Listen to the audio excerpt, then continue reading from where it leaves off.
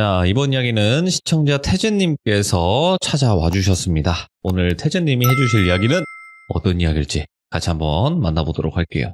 여보세요? 활기차입니다. 반갑습니다. 예, 반갑습니다. 자, 그러면 오늘 네. 해주실 이야기는 어떤 이야기일까요? 제가 원래 옛날에 초창기 때 방송 참여했잖아요. 네, 맞아요. 그때는 이제 거의 귀신 이야기 위주였고, 지금은 이제 현실 공포도 같이 이제 그렇죠. 사연적으로, 중간중간 예. 있죠. 그래서 제가 이 이야기는 태어나서 그 누구한테도 한 적이 한 번도 없는 현실 공포 이야기를 한번 하겠습니다. 그런 이유가 있었을까요? 있겠죠? 그렇죠. 아무래도 있긴 네. 있는데 이거를 굳이 말한다 해서 누구도 믿지도 않을 것 같고, 당한 저랑 동생들만 그냥 평생 묻기로 했던 건데, 네.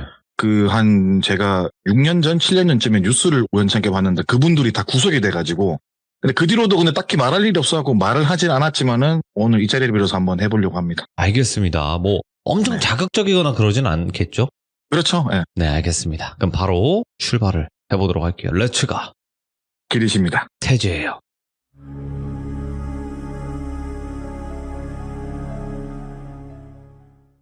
일단 이 이야기는 제가 공연을 하러 가서 겪은 일인데, 저희 같은 경우에는 일단 제가 뭐 하는지 모르시는 분들이 있어서 한 번 더 설명을 드리는데, 좋죠. 전에는 이제 언더그라운드 뮤지션으로서 공연도 하고 활동을 했던 언더그라운드 가수였고요. 그리고 지금은 예대나 아니면 직장인들 이제 뭐 음악 가르치는 그런 일을 하고 있는 사람입니다. 여튼 지방 소도시에서 공연 의뢰를 받았어요. 네. 항상 말씀드리지만 음악하는 사람들은 너무 가난해요. 그러니까 페이를 가더라도 뭐 10만 원, 뭐 20만 원, 뭐 이런 식으로 돼버리니까는 너무 가난하고, 저희는 솔직히 말해서 무대에 서는 것만으로도 너무 좋기 때문에 그냥 페이 상관없이 가긴 했지만 여튼 가난합니다. 근데 어느 날 페이가 생각보다 좋은 지방으로 이제 공연이 잡혔어요. 연락을 받고 저희가 출장을 가게 됐습니다. 근데 그 지방에 대해서는 제가 뭐 말씀을 드리진 않을 거고, 그리고 제가 중간에 사투리 쓸 수도 있어요. 근데 그 사투리가 그 지역이랑은 아무런 상관이 없이 그냥 그게 재미를 위해서 하는 거니까는 그냥 그렇게 들어주시면 됩니다. 그리고 갔는데 거기가 종교 행사였어요. 근데 우리가 흔히 접할 수 있는 종교는 아니었고, 흔히 말하는 사이비 느낌이 나는 이제 아하. 종교 행사였죠. 근데 저희는 돈을 받고 공연을 하는 거고 남한테 피해를 주는 게 아니잖아요. 그냥 그 행사에서 불러서 공연을 한 거고, 저희는 저희 공연한 데서 누군가 피해를 주는 거 아니니까 공연을 했죠. 정말 최선을 다해서 공연했어요. 왜냐면 페이가 좋았거든요. 이제 저희가 이제 올라가는 타임이 메인 가수가 맨 마지막에 올라가는데, 그 직전에 이제 분위기 띄우는 타임으로 들어갔거든요. 그래서 모든 행사를 다 보게 됐어요, 처음부터. 근데 행사 중간에 이제 젊은 남녀 30명 정도가 무대 위로 올라가서 세례를 받고, 세례 받으면서 우는 게 대형 스크린으로 보이고, 꽃으로 된 폭죽도 터트리고, 레드카펫에서 밟고 내려가고, 뭐 교주로 보이는 사람이 나와서 연설을 하고, 그리고 공연까지 마치고 이제 저희는 이제 페이를 받기 위해서 대기실에서 대기를 했어요. 대기를 하고 있는데 문이 쫙 열려요. 근데 우리 영화에서 보면은 이제 뭐 중요한 회장님이나 들어올 때 보면은 문 열고 검은색 양복 입은 사람이 쫙 줄 서잖아요. 양옆으로. 예. 이렇게 도열을 하잖아요. 쫙 서면서 장로하고 하는 분이 들어오세요. 그래서 아이고 공연을 잘 봤습니다 이러면서 페이를 주시는 거예요. 그냥 봉투에 바로. 그래갖고 감사합니다. 공연 재밌었는지 모르겠지만 저희는 최선을 다했음 말씀을 드렸죠. 그러니까 너무 재밌었다고. 너무너무 재밌었다고. 그러면서 이제 저희는 이제 뭐 버스 시간이 돼가지고 올라가야 될 것 같다라고 하니까 아니라고, 이렇게 귀하신 분들 먼 곳까지 오겠는데 두 발로 어떻게 집에 가게 하냐면서 옆에 계시는 분한테 그 김기사한테 차 앞에 대기시켜 놓으라 그래, 이렇게 말씀하시는 거예요. 그래서 가시는 길 머니까네 이거 차 타시고 편하게 가세요, 이렇게 말씀을 하시는 거예요. 예. 그래서 그거를 타고 집까지 갔어요.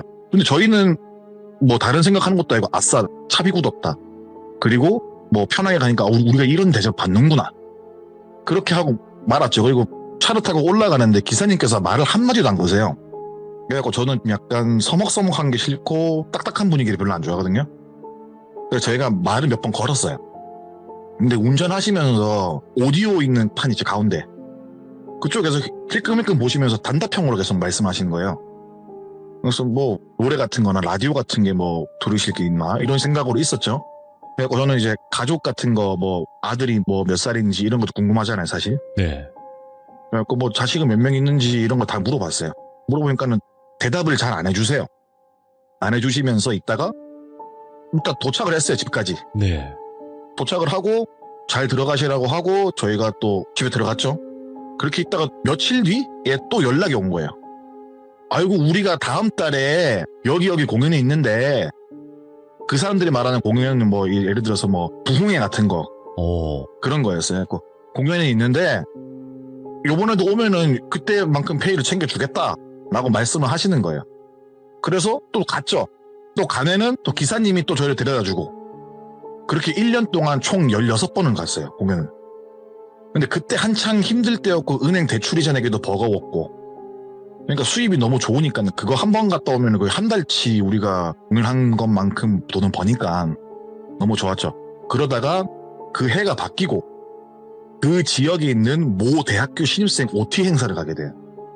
근데 물론 불러준 곳은 거기였어요. 그 종교에서.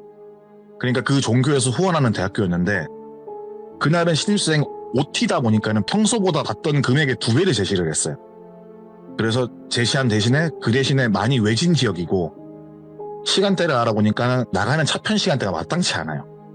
근데 전화가 와가지고 나가기도 힘들고 그러니까 하룻밤 자면서 신입생들이랑 술 한잔 주고받으면서 만난 거 먹으면서 이런저런 이야기 나누면서 시간을 보내줄 수 있냐?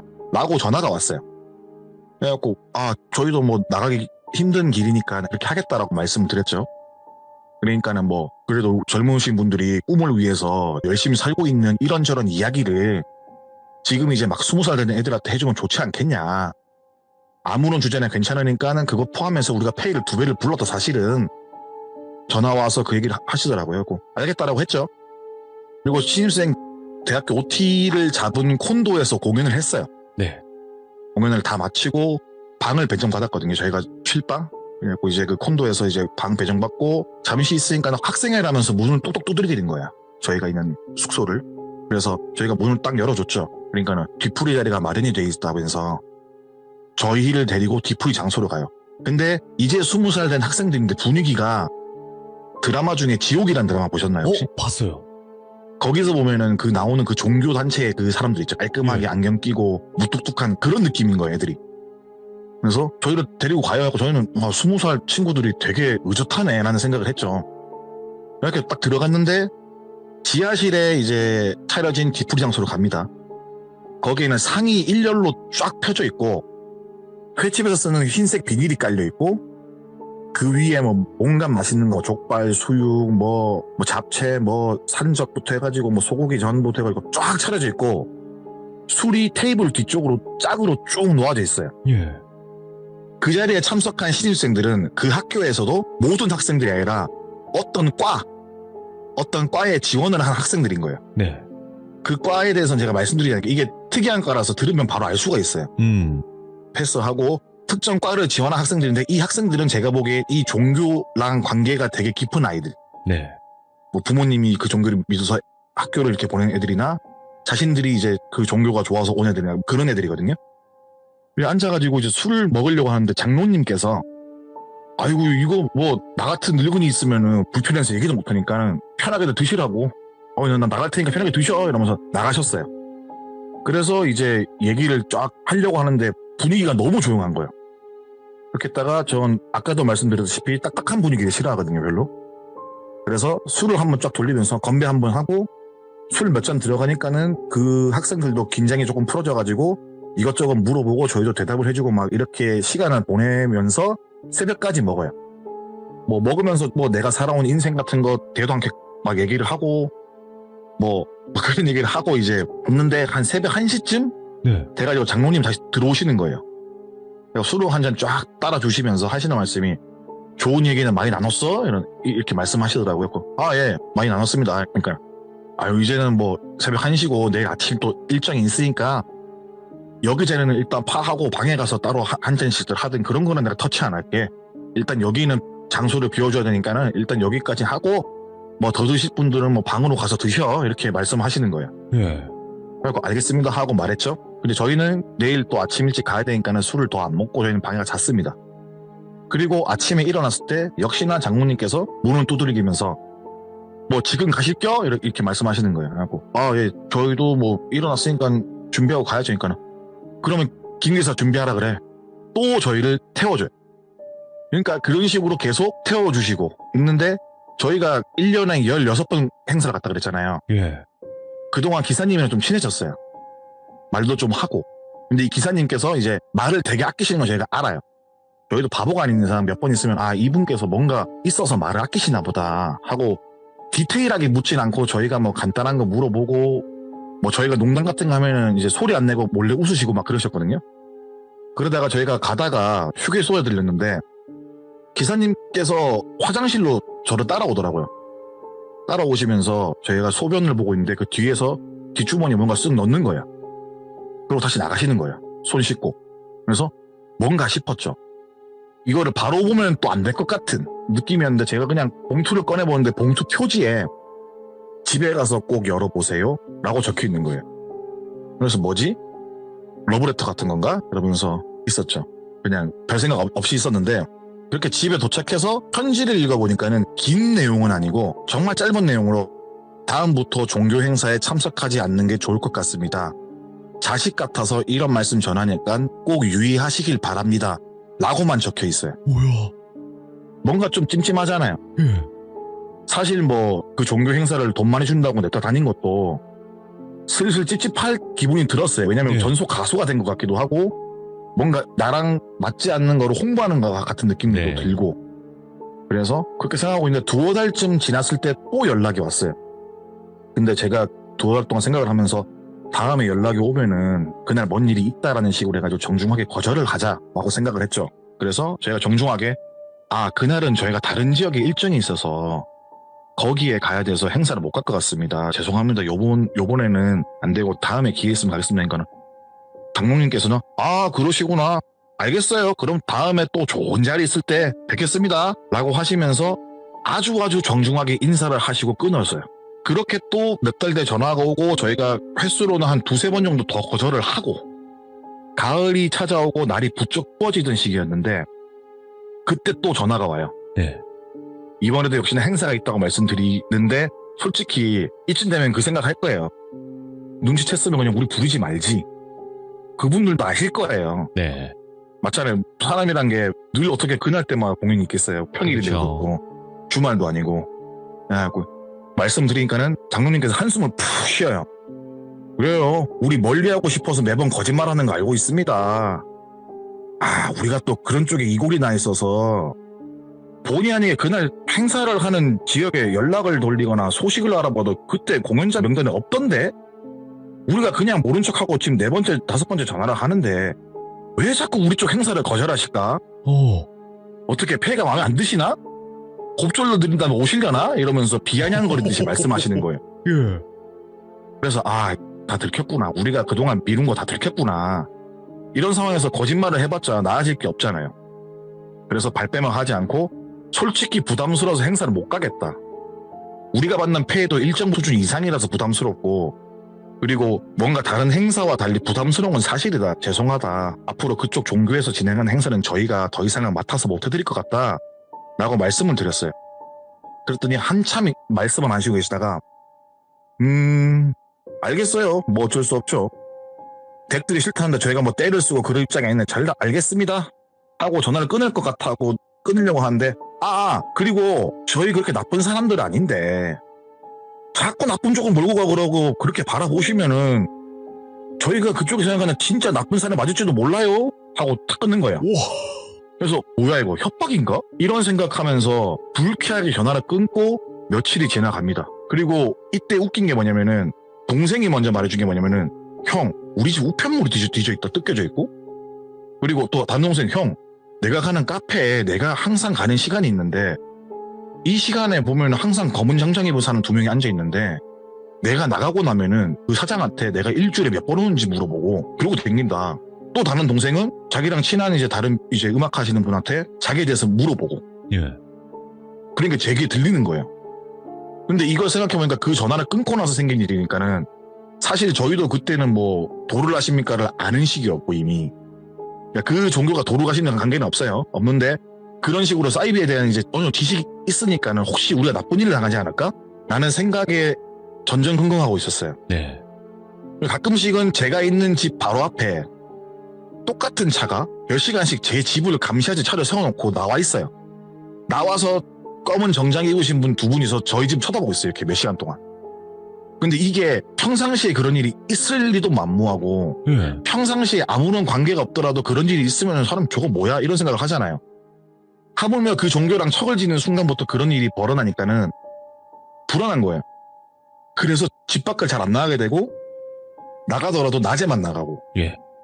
혹시 밖을 보다가 사람들 많이 지나간다 싶으면 확 나가버리고 그런 식으로 나갔어요. 혹시라도 나쁜 일 당할까봐. 그러다가 이제 그 일이 있고 조금 지나서 연락이 또 왔어요. 그래서 그 장로분께서 아이고 잘 지내고 계세요? 이렇게 말씀하시는 거예요. 그러니까 예? 예? 이러니까 지금도 행사에 참여하실 마음 없으시고 이러면서 이제 저한테 말을 하는 거예요. 우리가 태진님이 눈치채게끔 허술하게 일부러 주변인 탐문도 하고 집 앞에 주차도 하고 있는데 알고 계시죠? 이러는 거예요. 그래갖고 예? 그러니까 그러니까 이유가 뭔지는 아시죠?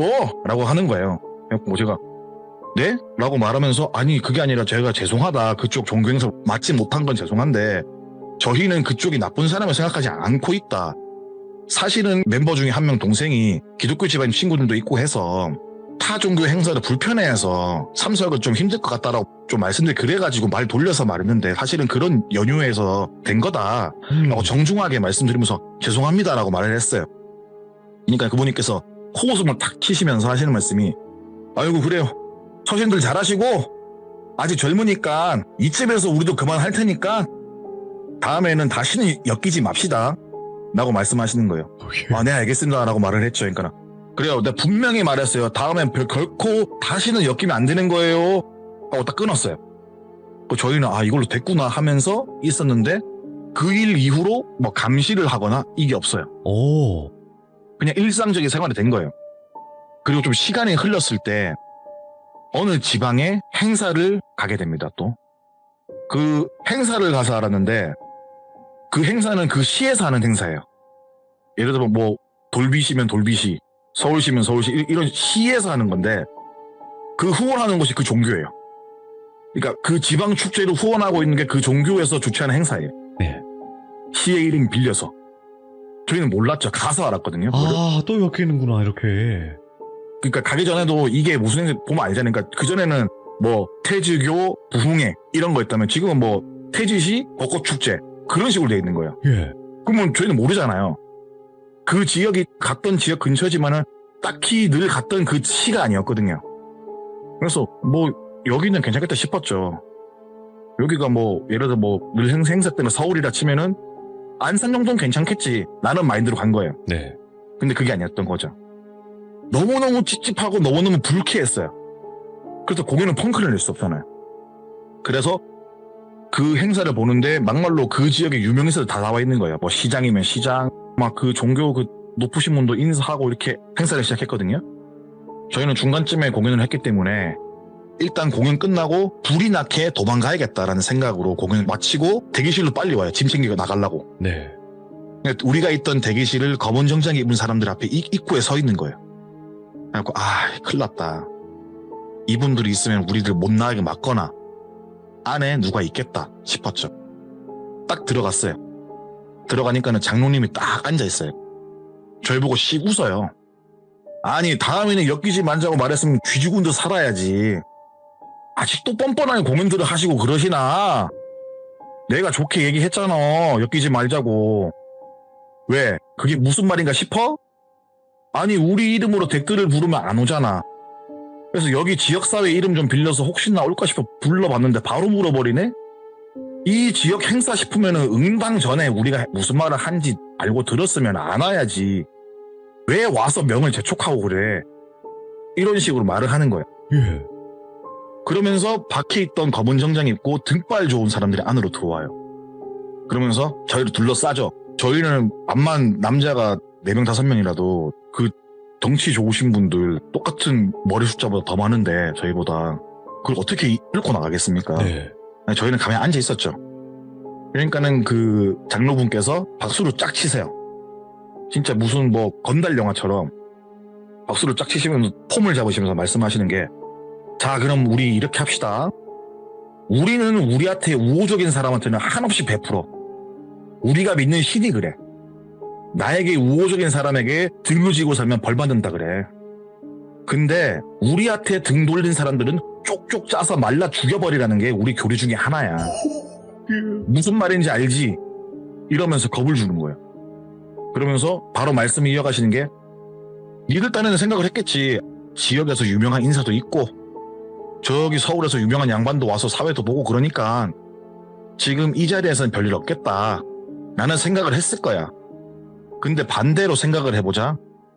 이 지역 유명 인사들, 서울에 있는 유명 인사들이 맨발로 뛰쳐와서 이런 행사에 자리를 하고 있는데, 우리 종교가 후원하는 데 와서 자리를 하고 있는데, 우리 종교가 당신네들 어떻게 하는데 뭐 뉴스 한 줄 나오겠냐고 막말로. 증거 없이 그렇게 해버리고 대충 쉬쉬하면 니들 목숨 파리 목숨 아니야? 파리는 윙윙 날아서 도망이라도 가겠지만 니들은 도망갈 수 있겠어 지금? 이런 식으로 말씀하시는 거예요. 이 멘트가 저는 지금도 기억이 나요. 그래서 그래 도망간다 치자. 도망가서 터미널 택시 타고 이 지역 벗어날 수 있을 것 같아? 사람이 좋게 다음에 다시 보지 말자 그러면 새겨 듣고 반성하고 2번 다시는 이런 일이 없게 해야지. 젊다고 한번 봐줬더니만 무대 위에 올라가서 웃고 떠들고 노래 부를 때 얘들아! 하면서 화를 내는 거예요. 예. 저희는 무서워가지고 죄송합니다 이렇게 말을 하고 무릎을 꿇었어요. 저도 왠지 죽을 것 같은 거예요 진짜. 그 짧은 시간에 죄송합니다 말은 100번은 넘게 했을 거예요. 그래서 그분 장로분께서 가만히 계시다가 저희를 진짜 벌레 보듯이 보면서 일단 좋은 데 가서 이야기하게 차 타고 오시게 라면서 일어났어요.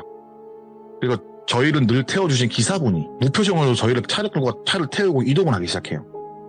그러다가 이제 으슥한 곳으로 막 가요. 차가 막 가는데, 가다가 차를 세우고 기사님께서 손가락으로 입을 가리키면서 손가락 하나로 조용히 하라고 씩씩거리면서 차에서 내리래요. 차에 내리니까 기사분이 말씀하시기를 문 닫지 말라고, 문 조심히 열라고, 뭐 그런 식으로 입만 뻥긋뻥긋 하시는 거예요. 그 저희가 눈치채고 이렇게 내렸죠. 그러니까는 왜 내 편지 보고도 왜 이 지역으로 공연을 온 거야. 차 안에는 도청 장치가 있어서 내가 말을 못해. 잠시 이야기하라고 내렸고, 이때까지 니들이 공연 왔을 때마다 내가 데려다줬지만 뒤에 미행이 붙어가지고 너희 집을 이미 다 알고 있었다.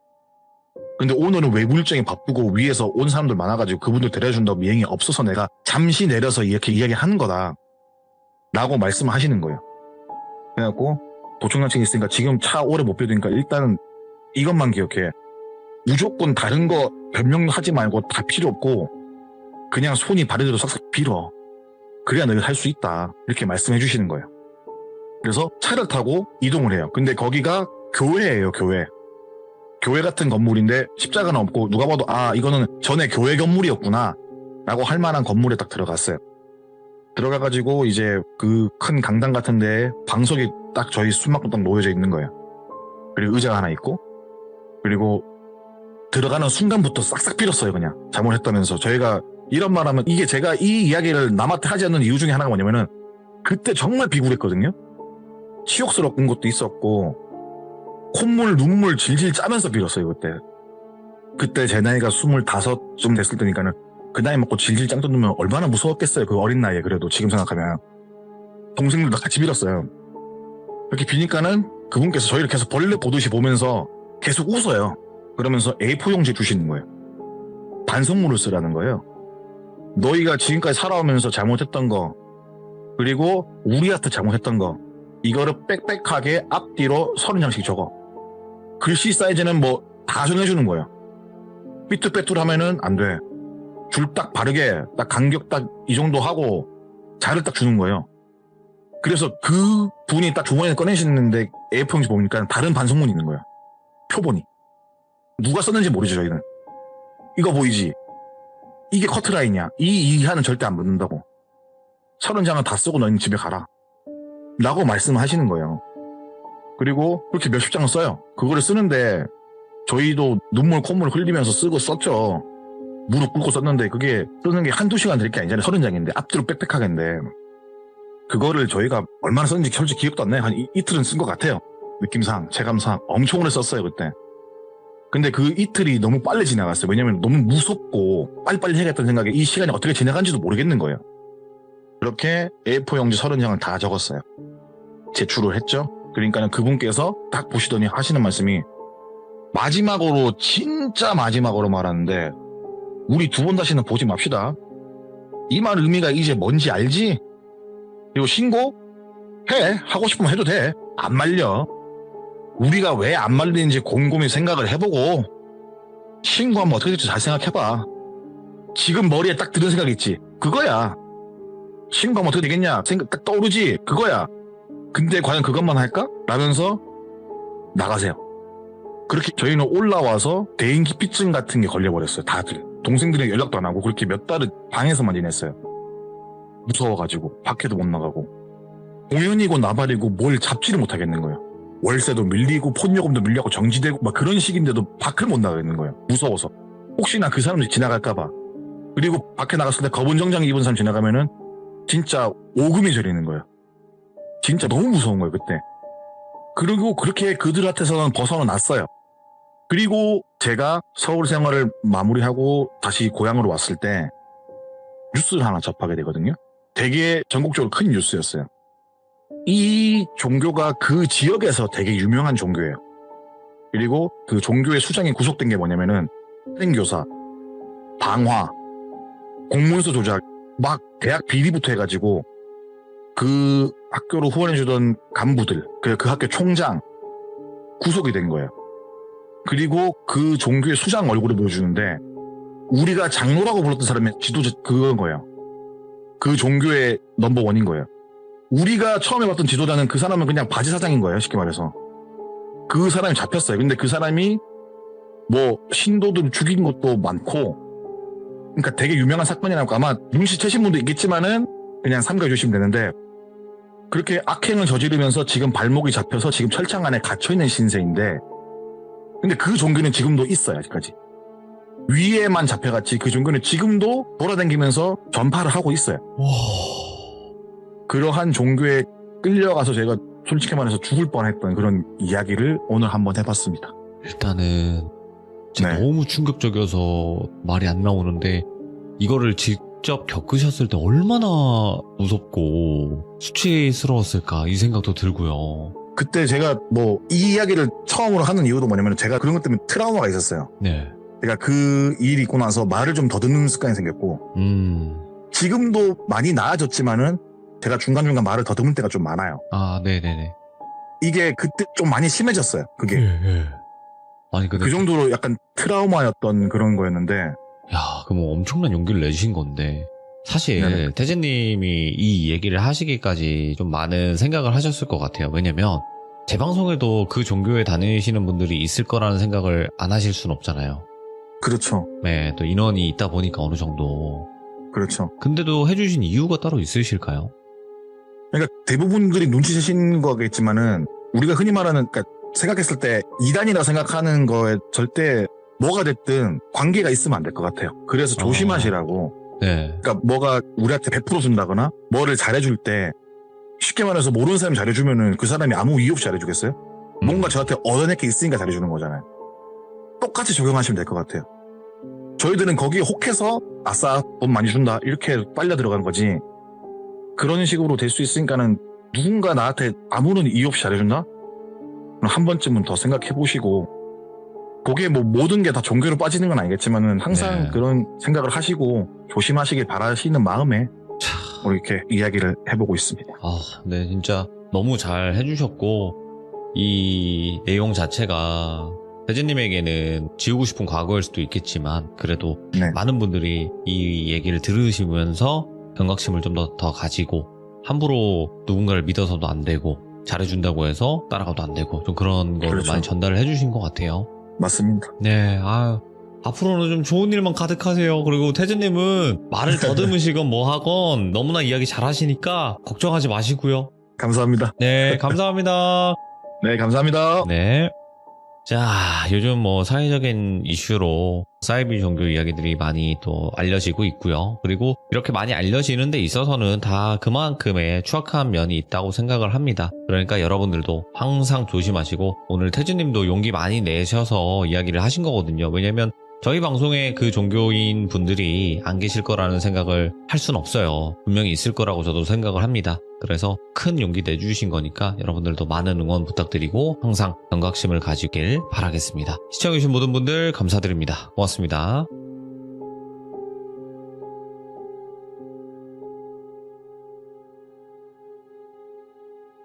I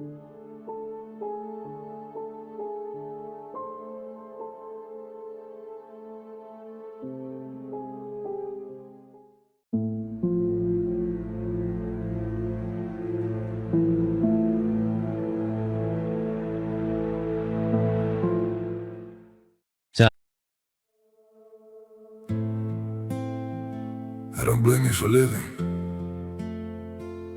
this wish had been enough for you to stay.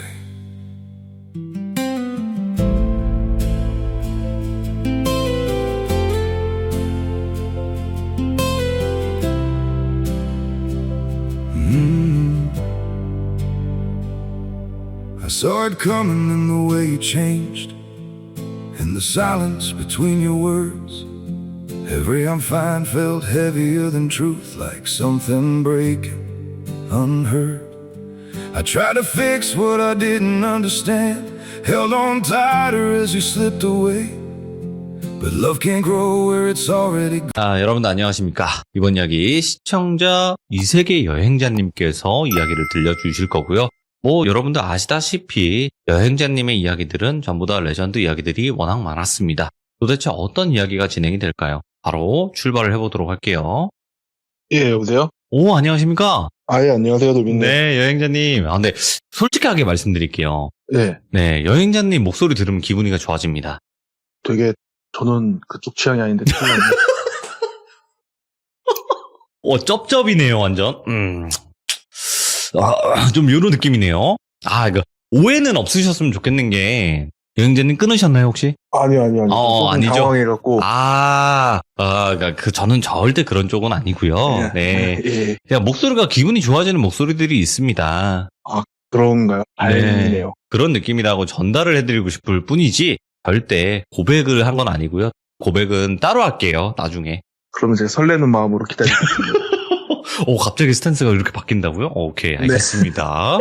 자, 여행자님 그래도 오늘 찾아와 주셨는데 오늘 이야기도 똘순이님의 이야기일까요? 어떨까요?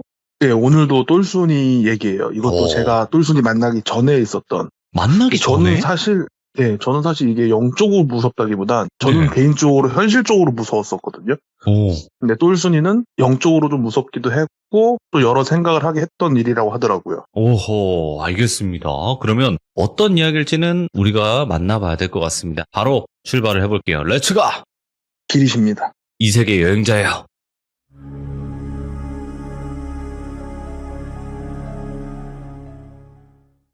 똘순이가 부모님이 일찍 돌아가시고 이모님이랑 외할머니랑 살다가 잠깐 고모님네 집에서 살았대요. 근데 이제 그게 아무래도 똘순이네 집안이 그 신모시는 집안이다 보니까 부모님의 남편분이 기독교 쪽이고 뭐 하여튼 그러다 보니까 부모님이 기본적으로 똘순이를 안 좋아했어요. 근데 이제 똘순이네 부모님이 남겨둔 보험금이 좀 있어서 고모님은 그거를 좀 어떻게 좀 날름하려고 똘순이를 이제 자기네가 키우겠다고 좀 우긴 거죠. 근데 그때 당시는 이모님 경제적 상황이 똘순이를 키울 수가 없어서 똘순이가 이제 고모님네 가서 사는 걸로 했는데 고모님네 딸이 하나 있었어요. 그 딸이 똘순이랑 동갑이거든요. 그 딸을 이제 갑순이라고 할게요. 근데 이제 어려서부터 똘순이 좀 그냥 대놓고 차별을 좀 받았죠. 그런데 제가 저번에부터 쭉 한 번씩 말씀드렸는데 똘순이가 되게 이쁘게 생긴 얼굴이에요. 근데 갑순이 걔는 평범한 게 아니라 그냥 못생겼대요. 애가. 예. 근데 둘 다 이제 여자애고 같은 집에서 자라니까 같은 학교를 가고 또 나이도 같으니까 학교에서는 서류상으로 봤을 때 이제 친척이고 같이 살고 있으니까 같은 반으로 하려고 나름대로 선처를 베풀었겠죠. 근데 이제 방송을 들으시는 여자 귀족분들에서는 대부분 이걸 아실 거예요. 아마 네. 대부분 이쁘실 거니까. 그럼요. 이쁜 여자들이 굉장히 힘들어하는 부분이 있어요. 예. 이게 이쁜 여자를 좋아하는 남자들은 보통 이쁜 여자를 좋아하죠. 그리고 여자애들 중에서도 이쁜 여자를 좋아하는 애들이 있는데 이쁜 여자만 보면 질투와 시기를 어마어마하게 하는 애들이 있어요. 그건 남자나 여자나 비슷하겠죠. 예. 갑순이가 극과인 거예요. 또 더군다나 동갑이고 같이 사는데 중학교 갈 때쯤부터는 외모에 신경을 쓰니까 그리고 이제 똘순이가 성격이 좀 털털하고 하다 보니까 남자 여자 안 가리고 잘 지내고 근데 그렇게 질투와 시기에 쩔어있는 애들이 보통 피의식도 많고 성격이 좀 꼬여있는 경우가 많아서 똘순이는 개인적으로 자기가 귀신 보는 걸 숨기고 싶어 했거든요. 그렇겠죠. 근데 갑순이가 학교에 소문을 낸다던가 흔히 말하는 여우짓을 그런 식으로 한 거죠. 오호. 그렇게 해서 아무래도 귀신 보는 애니까 초등학교 중학교 때 좀 왕따 비스무리하게 좀 당했고 예. 고1 때쯤에 그 신을 이제 받기로 맘 먹었고 그 다음부터는 좀 악귀한테 시달리는 일은 없었대요. 왜냐면 네. 항상은 아니지만 주로 자기 주변에 있는 느낌은 있어서, 그러니까 항상 내 눈에 보이는 건 아니지만 주로 이제 늘 자기 주변에 있다라는 느낌은 있어서 그래서 그런지 모르겠는데 좀 지독한 느낌의 악귀가 자기 주변에 오는 일은 없었대요. 네. 근데 고등학교에도 갑순이가 똑같은 짓을 한 거예요. 근데 이 과정에서도 사실 얘가 귀신을 보든 말든 신경 안 쓰고 이쁘니까 친하게 지내고 싶어 하는 남자애들도 있고 네. 뭐 그냥 뭐 성격이 털털하고 하니 요새 말로 걸크러시라고 하죠. 그러고 하니 또 여자애들이 걔랑 친해지려고 하는 애들도 있었고 안 믿는 애들도 있고 오히려 좀 신기한 사람들도 있고 또 물론 그런 것 때문에 거리 둔 애들도 있고. 근데 똘순이님이 그런 거 약간 너무 익숙해서 그런지 신경을 안 썼대요. 네. 근데 갑순이는 자기가 생각했던 그림이 아닌 거잖아. 얘는 왕따를 당해야 되는데 그렇지. 괴로워해야 그러니까 되는데. 집에서는 피해자 코스프레도 하고 막 그랬던 거예요, 그냥. 그러고 있다가 고2인가 고3인가 그때쯤에 이모님이 이제 똘순이랑 같이 살기로 한 거예요. 네. 근데 그때 똘순이는 이제 다시는 이 가족이랑 엮이지 않겠다. 이제 아예 연을 끊고 살 거다라고 생각하고 나간 거였다고 했거든요. 그때 무슨 큰일이 하나 있어서 그랬다고 했는데 제가 그것까지는 못 들었었고 대학을 갔어요, 똘순이가. 20살이 돼서. 근데 똘순이가 이제 저한테 얘기해 줄 때는 그때는 우연인 줄 알았는데 이게 우연이 아니었을 수도 있겠다 싶었었대요. 대학교를 갔는데 같은 학교에 같은 과에 그 갑순이가 온 거예요. 네. 맨 처음에는 우연인 줄 알았대요. 그리고 맨 처음에 갑순인지 몰랐대요. 애가 이제 20살이 되면서 성형을 쫙 한 거예요. 근데 묘하게 똘순이를 좀 닮았대요. 근데 똘순이는 이제 지같이 이쁜 거 알거든요.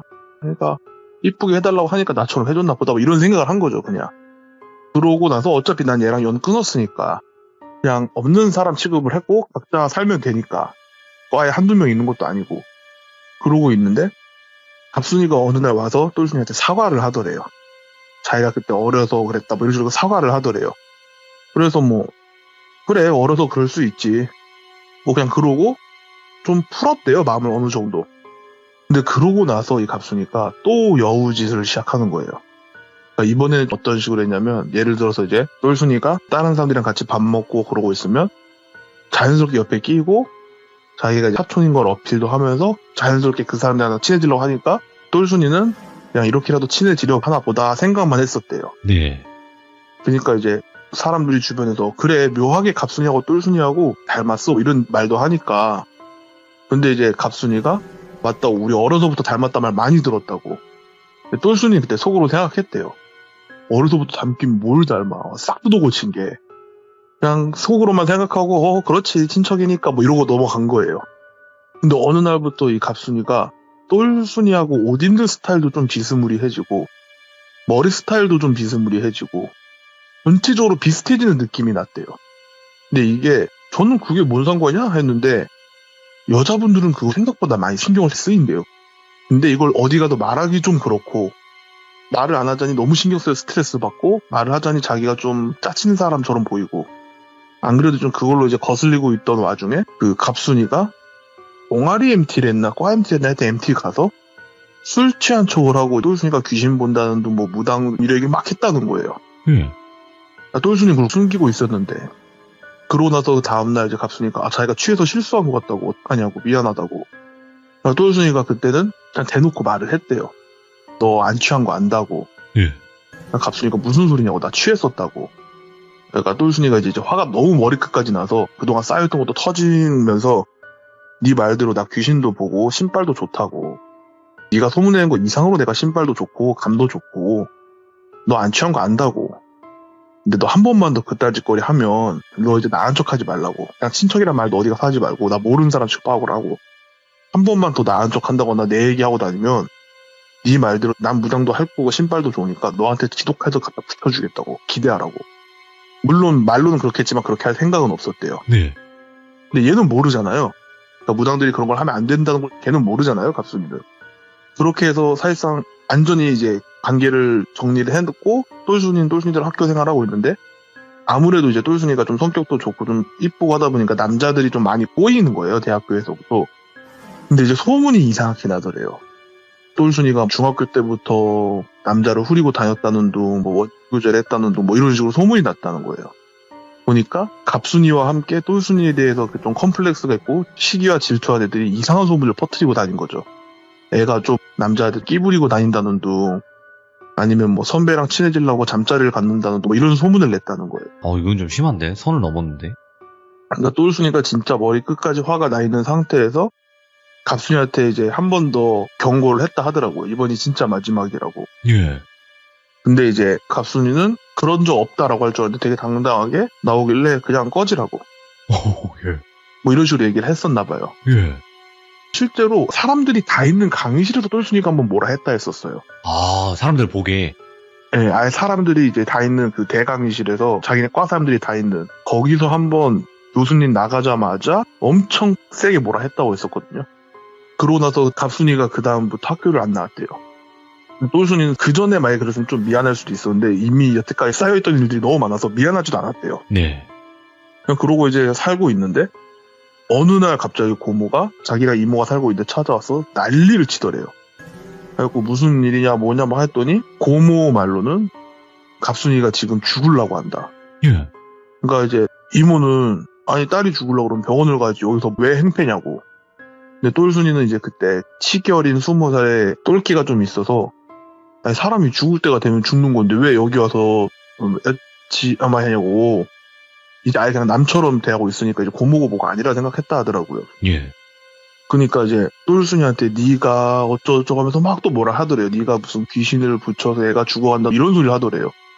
그래서 뭔 소리냐고. 나 그런 거 한 적 없다고. 자기가 갑순이한테 다 들었다고. 갑순이가 그렇게 말했다고 얘기를 하더래요. 그러면서 이모는 진짜냐 이러고 있고 아니라고. 그리고 고모한테 아니 평생을 자기 딸밖에 몰라서 딸한테 속는 건 알겠는데 상식도 이래 없냐고. 상식적으로 그게 말이 된다고 생각하냐고. 어차피 고모 그런 거 안 믿지 않냐고. 예. 막말로 내가 그걸 진짜 했으면은 내가 고모한테는 안 붙이겠냐고. 고모랑 고모부한테 먼저 붙이지 내가 갑순이한테 뭐하러 붙이냐고. 그래서 막 하니까 고모가 거기서 한참 막 난리를 치고 있었대요. 이제 이모가 가만히 듣고 있다가 일단 알겠고 가보자고. 어쨌든 여기까지 그런 말 듣고 와도 깽판을 친다는 건 어느 정도 그런 부분을 믿는다는 거 아니냐. 그럼 가보자고. 왜냐면 그 전에 뭐 얘를 데리고 병원 가고 그랬는데 특별히 이상이 없었대요. 근데 희한한 건 갑순이가 임신 중이었대요. 뭐야? 그러니까 병원에서는 아픈 데 없다고 근데 임신 중이라고 축하한다고 막 이런 얘기만 있었으니까 예. 이 고모는 이미 딸이 학교도 안 나가고 방구석에 박혀서 뭘 하는지도 모르겠는데 어느 날부터 밖에만 싸돌아다니다가 집에 와서 애가 죽으려고 하는데 얘기 들어보니까 무슨 똘순이가 자기한테 뭐 악귀를 붙인다고 했다도 저주를 한다 했다도 막 그런 얘기를 하고 있고. 예. 그래서 뭔 소리냐고 병원을 가자 했더니 병원 갔더니 임신을 했다 하고 그리고 너 뭔 짓을 하고 다냐고 막 뭐라 했더니 아니라고. 자기 그런 적 없다고. 그냥 집에도 자고 있는데 꿈에서 똘순이가 보낸 그 악귀들이 자기를 강제로 그렇게 했다고. 사실 말이 안 되잖아요. 물론 이제 귀접을 하는 경우가 있죠. 그리고 귀접 형태가 강제적인 분위기가 있는 것도 있죠. 근데 임신되지는 않잖아요. 말이 안 되잖아요, 사실. 이건 근데 말이 안 되지. 예. 이때 이미 똘순이의 고모는 똘순이에 대한 그 미움 플러스에 외동딸에 갑자기 연애도 안 해보던 애가 임신해서 왔지. 사회생활, 학교생활도 못하고 있으니까 그게 막 복합적으로 섞이면서 정신이 반쯤 나간 거예요, 사실. 예. 그러니까 이제 똘순이한테 와서 그 난리를 쳤겠죠. 그리고 똘순이하고 이모가 이제 갔대요. 갔는데 애가 방에 누워있는데 문을 안 열더래요. 그래서 고모가 데리고 왔다고 문 좀 열어보라고. 그래서 막 난리 치고 하다가 고모부가 와서 똘순이를 보자마자 막 화를 내더래요. 이모하고 똘순이한테. 근데 이제 똘순이 도와달라 해서 왔는데 이게 뭐 하는 짓이냐고. 그럼 가자고 이모한테. 이모 가자고. 그러니까 이모가 아니라고. 저 사람들도 힘들어서 그런 거라고. 잠깐만 기다려보라고. 그리고 이제는 사돈 관계가 아니지만 이제 사돈이었잖아요. 원래는. 사돈도 잠깐 진정하시라고 뭐 이런 식으로 얘기를 하다가 결국은 이제 방문을 따서 봤는데 애가 침대에 가만히 누워있더래요. 근데 똘순이 눈에는 웬 잡귀라고 해야 되나? 악귀 느낌은 아니고 잡귀보단 좀 센하게 색정기 느낌은 아닌데 약간 그런 느낌도 좀 있는. 그러니까 뭔가 되게 애매한 정말 말 그대로 잡귀였대요. 잡다한 느낌의 귀신이었대요. 그게 한 두세 개가 붙어있더래요. 쟤 저런 건 어디서부터 왔대? 참 더러운 거부터 왔다 이러고 있었는데 이모님이 보면서 혀를 끌끌끌 차더니 들어가시더래요. 그리고 뒤에서 고모부는 뭐하는 짓이냐고 막 난리치고 있고 고모는 정신 반쯤 나가서 얘네가 저지르니까 얘네가 처리하겠지 이러고 있고 똘순이는 맨 처음에는 우리가 한 거 아니라고 딸내미 단수 못해서 애 조져놓은 걸 왜 내 탓을 하냐고 그러고 있다 나중에 아예 신경도 안 쓰고 있었대요. 옆에서 너는 지져라 나는 신경 안 쓸란다 이러고 있는데 근데 이모가 도와준다고 할 때도 그냥 그러려니 했는데 고모는 옆에서 계속 난리치고 있지 쟤는 끙끙대는 와중에 자기 탓하고 있으니까 화가 너무 나더래요. 그래서 이모 그냥 가자고 제가 죽든지 말든지 그냥 가자고 그 말을 딱 하는데 이모가 자기를 딱 보는데 눈이 되게 동그랗게 떠지더래요. 그러면서 뒤에서 속된 말로 똘순이 내 눈이 되게 크게 들리더래요. 너무 놀래도 자기도 뒤를 돌아봤더니 자기가 모셔야 될 신이 뒤에서 진짜 화가 난 얼굴로 자기를 죽일 듯이 째려보고 있더래요. 똘순이는 솔직히 좀 억울했대요. 내가 쟤 때문에 얼마나 평생을 힘들게 살았는데 이 가족 때문에 내가 이 가족 때문에 지금 20살짜리 애가 10년 넘게 힘들어하면서 살았는데 시달리고 살았는데 내가 왜? 이런 거죠 사실. 그러니까 그 신이 갑자기 가만히 듣고 있다가 방으로 터벅터벅 가더래요. 그러니까 이모가 또 비키더래요 옆에서. 근데 잡기를 바로 처리할 줄 알았는데 잡기 보고 약간 껴있으라도 호이호이 하니까 그 잡기들이 되게 겁먹은 표정으로 구석으로 가더래요. 그러고서는 그 갑순이 옆에 딱 서가지고 갑순이의 배에 발을 하나 올리더래요. 그러면서 하는 말이 그러면 뭐하러 안 도와주고 가냐고. 그냥 여기서 다 죽이라고. 내가 지구 끝까지 보내주겠다고. 그럼 내가 여기서 얘네 다 죽이면 돼? 그리고 지구 끝까지 밀어내면 돼? 이런 식으로 얘기를 하더래요. 똘순이가 자기는 이제 우리는 말로 그냥 지옥에 나가라 뭐 이런 말 하잖아요. 장난으로 하잖아요. 근데 저 신이 그렇게 하고 있으니까 진짜일 것 같더래요. 그래서 내가 그 정도까지 바라진 않는데 이런 생각을 하고 있으니까 신이 빨리 대답하라면서 막 화를 내더래요. 그래서 똘순이가 아니라고 그렇게까지 안 바란다고 그냥 굳이 돕고 싶지가 않은 것뿐이라고 그러니까 벌써 막 화를 내더래요.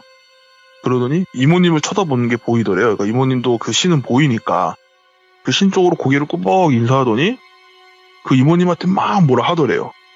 그러니까 이모님이 계속 뭐 잘못했습니다 이러면서 인사를 하고 계신 거죠. 그러더니 이제 이모님이 결과적으로 얘를 이제 도와주겠다 식으로 얘기를 하고 똘순이한테 이제 잔소리 좀 하시다가 신이 갑자기 그냥 휙 하고 사라졌대요. 그러고 나서 이모님이 그 새 잡기를 이제 다 데리고 가겠다고. 근데 이모님이 이제 그 고모한테 말을 한 거죠. 얘한테 분명히 잡기가 붙어있는 건 맞다. 근데 이 잡기 때문에 얘네가 이렇게 아프다거나 뭐 그런 거 일정 부분 있을 수 있다. 근데 절대 얘네는 얘를 임신시킬 수 없다. 이건 다른 문제다. 이건 따로 병원을 가서 확인을 해봐라. 막 그러고 있으니까 그쪽은 또 난리가 난 거죠. 그리고 똘순이는 되게 뚱하고 있던 와중에 그냥 빨리 가고 싶어서 차라리 그럼 빨리 도와주고 빨리 가자 이 생각이 들었대요. 그래서 똘순이가 이제 갑순이한테 가서 너 뭐냐 솔직하게 말해라. 그러니까 갑순이가 계속 끙끙대는 와중에 똘순이한테 너 때문이라고 막 그러고 있더래요. 그래서 너 진짜 내가 했으면 나 저런 거 안 붙인다고. 난 더 한 거 붙이지 저런 거 안 붙인다고. 뭐냐고 빨리 말하라고. 그러니까 갑순이가 계속 거짓말을 하는 와중에 무슨 영화 보면은 필름이 타다다다다 하고 지나가는 거 있잖아요. 그런 것처럼 뭐가 타다다다 하고 좀 보였대요. 그러니까 내가 겪었던 일인 것처럼 기억으로 좀 남는다고 해야 되나? 이게 좀 보이는 느낌이 그런 느낌이라 하더라고요. 이게 영화 보는 것처럼 딱 선명하게 보이는 게 아니라 그냥 자기가 있었던 일인 것처럼 기억이 난다거나 뭐 그런 식이 된대요. 그러니까 이제 똘순이가 이제 보였던 걸로 갑순이를 좀 쪼았대요. 좀 쪼았더니 갑순이가 되게 놀라면서 입을 다물더래요. 또 너는 그냥 입 다물라고. 나 너 안 도와주겠다고. 저거는 우리가 데리고 갈 테니까 너는 그냥 평생 그렇게 살라고 하고 이제 이모가 그 셋을 끌고 갔다고 하더라고요. 집 가던 길에 똘순이가 이제 이모한테 물어본 거죠. 왜 그렇게까지 도와주냐. 나 쟤네 때문에 얼마나 힘드는지 아냐. 그랬더니 이모가 하시는 말씀이 자기도 사람으로서는 너무 화가 난대요. 상종도 하기 싫다. 근데 내가 오늘 저 집 갈 때는 인간이 아니라 무당으로서 간 거라고. 그리고 무당으로서 가져야 될 감정은 연민 그거 딱 하나라고. 딴 감정 다 버리라고. 그래서 말씀하시는 게 그 고모나 고모부도 딸이 저렇게 됐으니까 불쌍해 보이고 너도 불쌍해 보이고 똘순이 너도 불쌍해 보이고 갑순이 걔도 너에 대한 콤플렉스 때문에 애가 저렇게까지 망가진 건데 그것 또한 나도 불쌍해 보이고 무슨 일이 있었는지 정확히 모르겠지만 저것들한테 들어봐야겠지만 저것들이 쟤한테 붙을 정도면 제가 뭔가를 했다는 거고 그렇게라도 제밥 한번 얻어먹겠다고 신발도 없는 애한테 붙어서 앵기고 있는 쟤네도 불쌍하다고. 난 딱 그거 하나 갖고 간다고. 인간으로서는 나도 막 화가 너무 난다. 근데 무당의 입장으로 갈 땐 그거 하나 감정만 갖고 있어라. 그런 얘기를 해주셨대요. 그래서 이 일 때문에 똘순이가 좀 뭔가 깨닫고 그런 감정이 생긴 게 아니라 아 엮이면 도와줘야 되네. 안 엮여야겠다. 이걸로 얘가 좀 바뀐 거예요. 될 수 있으면 안 엮이려고. 그리고 나서 이모님이 걔네들을 보내는 과정에서 무슨 일이 있었나 좀 물어는 봤었나 봐요.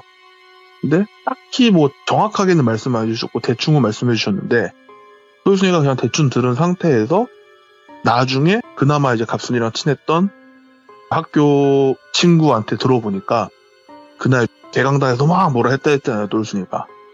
근데 갑순이 입장에선 그때 강의실에 있던 사람들이 다 똘순이 편처럼 보였대요. 그러니까 똘순이가 이뻐서 똘순이 편이라고 하기에는 자기도 성형해서 이뻐졌다고 생각하는데 그리고 심지어 똘순이는 일반적인 한국인의 체형인데 자기는 이제 수술했으니까 몸매도 좋아진 그러니까 훨씬 외적으로 내가 더 뛰어난 것 같은데 왜 똘순이 편이지? 그리고 자기는 되게 좀 조신하고 순수한 이미지인데 얘는 자기가 어쨌든 헛소문을 낸 거지만 좀 애를 쌈마이로 만들어놨잖아요. 그러니까 이미지로 보나 뭘로 보나 자기가 더 남들한테 사랑받아야 되는데 왜 사람들은 얘편이지? 이런 생각이 든 거예요. 아이고, 예. 그래도 자기가 나름대로 결론 내린 게 아 얘가 신기가 있어서구나 라는 생각을 했대요. 신기가 있으니까 사람들이 되게 신기해서 친하게 지내려고 하고 이뻐하고 좋아하고 하는 거구나 그런 생각까지 간 거예요. 네. 사실은 그게 아닌데 그렇게 지 나름대로 그냥 재단을 한 거예요. 딱 그렇게. 그러니까 신발도 뭐 또 아무것도 없는 애가 신내림 받겠다고 이제 막 돌아다녔다 하더라고요. 인터넷에 막 찾아보고. 그래서 얘가 좀 제대로 된 무당을 만나면 너 신발 없다고 신내림 못 받는다고. 아니면 아예 그냥 사기꾼을 만났으면 호주를 붙인다든가 뭐 그렇게 했겠죠. 근데 얘가 어떤 되게 용하다는 박수를 찾아갔대요. 근데 이 박수가 그냥 사기꾼이에요, 사실. 아, 그런 사람 많지. 그냥 사기꾼이에요.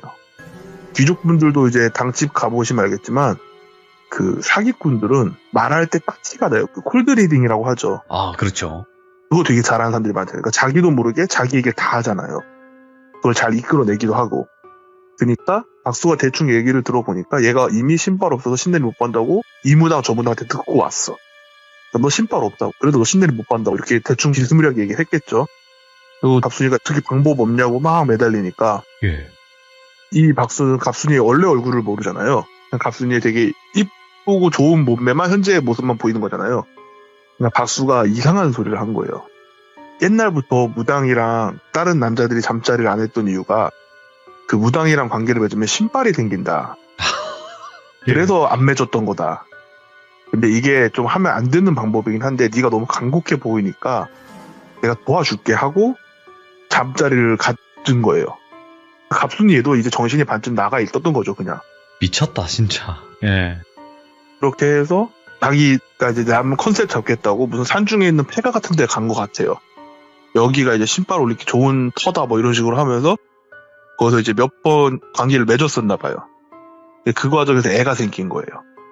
그러니까 얘는 너무 당황스러우니까 무당을 찾아갔겠죠, 그 박수를. 근데 박수는 아 그거 애 곧 유산될 거라고. 헐. 그리고 그 내가 너의 신이 될 거다, 동자신이다 뭐 이런 식으로 거짓말을 계속 한 거예요, 그냥. 그러니까 얘가 진짜 아픈데 유산되려고 아픈가 보다 하고 병원 안 가고 버팅기고 있는 거고.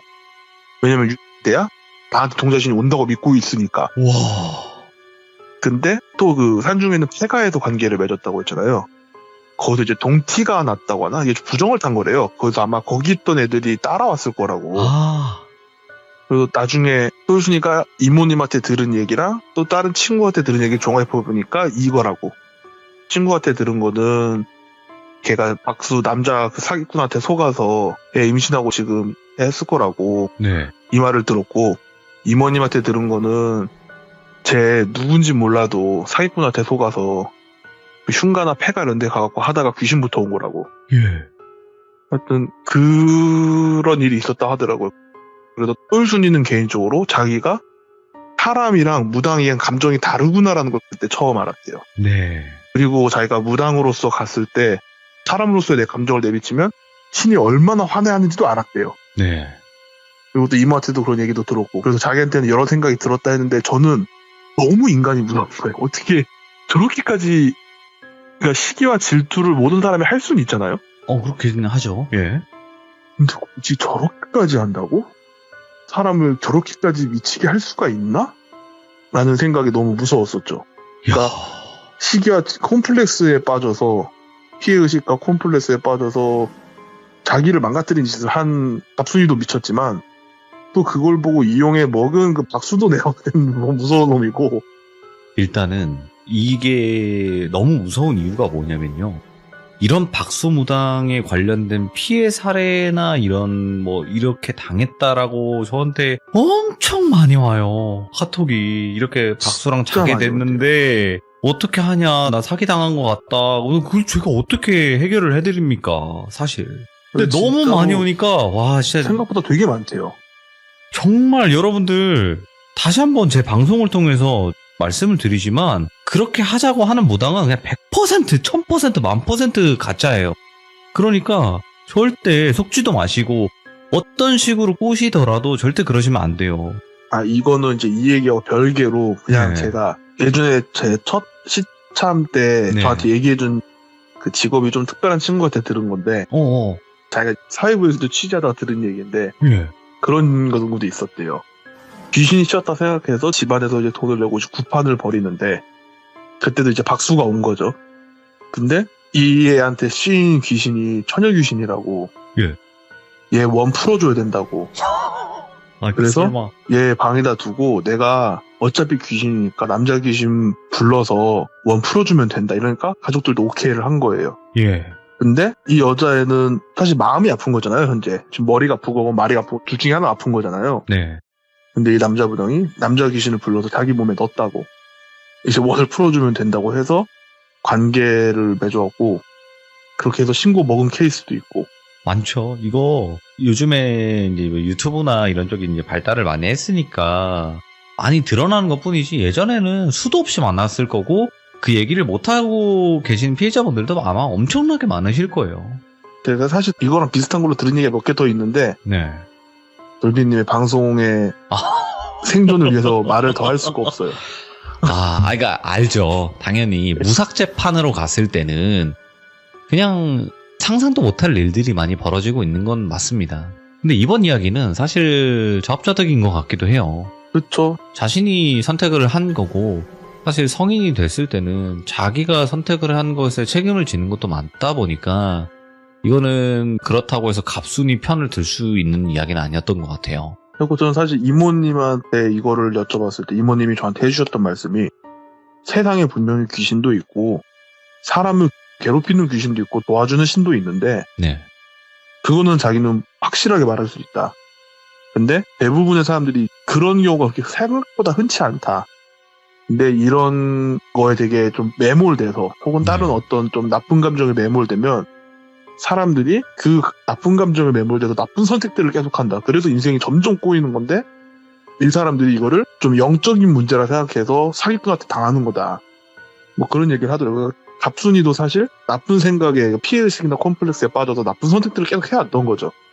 그리고 이거는 뭐 피해 의식 때문에 그런 것도 있겠지만 그 무속 쪽에 한번 빠지면 못 나와요. 저한테 어떠한 고민거리를 얘기하신다고 하더라도 제가 말씀을 안 드리는 이유가 만약에 나오실 분이면 알아서 나오시고 법적 분쟁까지도 가요. 알아서.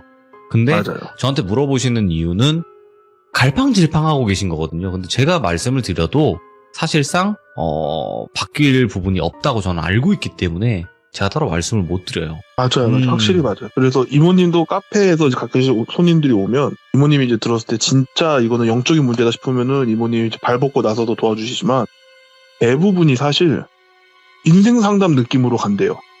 그래도 돈을 안 받는 것도 있고 이건 영적인 문제가 아닌 것 같은데 하고 가보면은 진짜 그냥 그런 문제가 아닌 것도 많고 그래서 그렇죠. 예. 일단은 오늘 이세계 여행자님께서 말씀해주신 내용이 사람이 질투와 시기에 눈이 멀면 이렇게까지도 변할 수 있구나를 한 번 더 알려줬던 그런 무서운 이야기가 아닌가 생각을 합니다. 네, 저도 그게 무서웠죠, 저한테는. 네, 그러니까 본인이 그 사람이 되려고 하는 게 아니라 내 매력을 키우는 게 더 우선이 아닐까 생각도 하고요. 굳이 사람들한테 사랑받을 필요가 있나.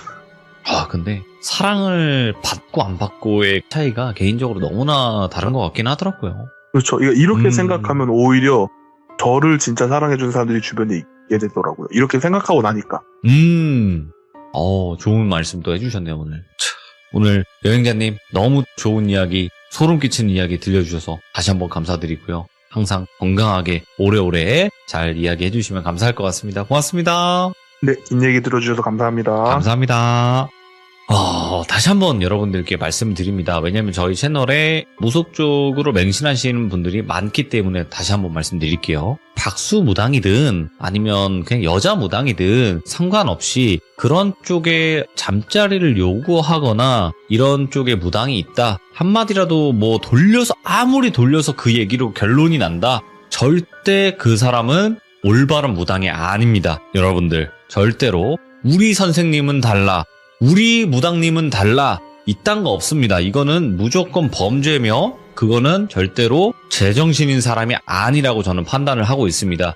여러분들 절대 속지 않으시길 바라고, 이번 이야기는 절대로 갑순이를 옹호할 수 있는 이야기는 아니었던 것 같아요. 질투와 시기에 눈이 멀었을 때 이런 행동은 안 하셨으면 좋겠다라고 들어주시면 더 좋을 것 같습니다. 시청해주신 모든 분들 감사드립니다. 고맙습니다.